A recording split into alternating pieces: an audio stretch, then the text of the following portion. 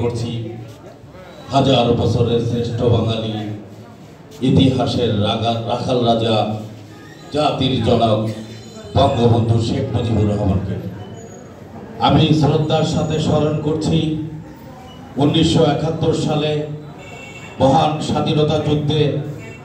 যে সকল যোদ্ধারা আত্মহুতি দিয়েছিলেন তাদের প্রতি আমি শ্রদ্ধার সাথে স্মরণ করছি 1971 সালে 14ই ডিসেম্বর যে সকল বুদ্ধিজীবীরা হত্যা হয়েছিলেন তাদের প্রতি আমি শ্রদ্ধার সাথে স্মরণ করছি 1975 সালের 15ই আগস্ট ভয়াল কালো রাতে ঘাতকের বুলেটে নিহত বঙ্গবন্ধু সহ পরিবারে যারা শাহাদাত বরণ করেছেন তাদের প্রতি আমি শ্রদ্ধার সাথে স্মরণ করছি 3রা নভেম্বর ঢাকার কেন্দ্রীয় কারাগারে জাতীয় চালনা থেকে হত্যা করা হয়েছিল তাদের প্রতি আমি শ্রদ্ধার সাথে স্মরণ করছি কিশোরগঞ্জের কৃতি সন্তান সৈয়দ নজরুল ইসলামকে আমি শ্রদ্ধার সাথে স্মরণ করছি প্রয়াত রাষ্ট্রপতি জিল্লুর রহমানকে আমি শ্রদ্ধার সাথে স্মরণ করছি আমাদের বাংলাদেশ আওয়ামী লীগের যে সকল নেতৃবৃন্দ আজ অব্দি নিহত হয়েছেন তাদের প্রতি আজকে বঙ্গবন্ধু সৈনিক লীগ কর্তৃক কিশোরগঞ্জ জেলা আয়োজিত 29শে জুলাই বঙ্গবন্ধু সৈনিক লীগ কেন্দ্রীয় কমিটির সভাপতি আগমন উপলক্ষে এই প্রস্তুতিমূলক সভার সম্মানিত সভাপতি ফরিদ মিয়া ভাই এবং উপস্থিত আছেন সাধারণ সম্পাদক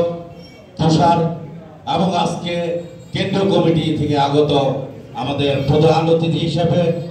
আসন অলঙ্কৃত করেছেন শাহ মোহাম্মদ রাজাউল মাহমুদ ভাই এবং উপস্থিত আছেন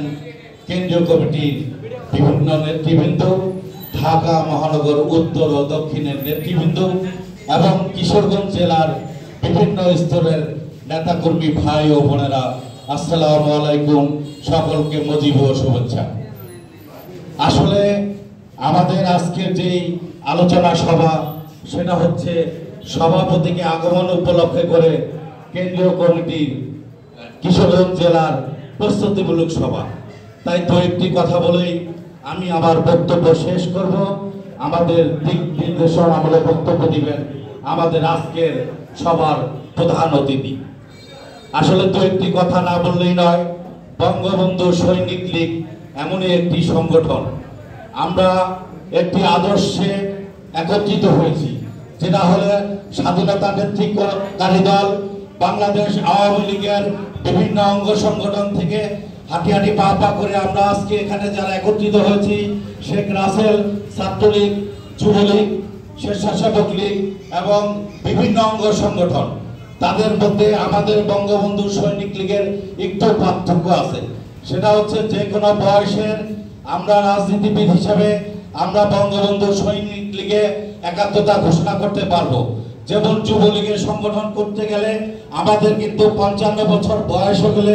এই যুবলীগ আর করতে পারবো না ছাত্রলীগ করতে গেলে আমাদের 30 বছরের বয়সের উপরে ছাত্রলীগ করতে পারবো না যেহেতু আমরা যে কোনো বয়সের আমরা নেতৃত্ব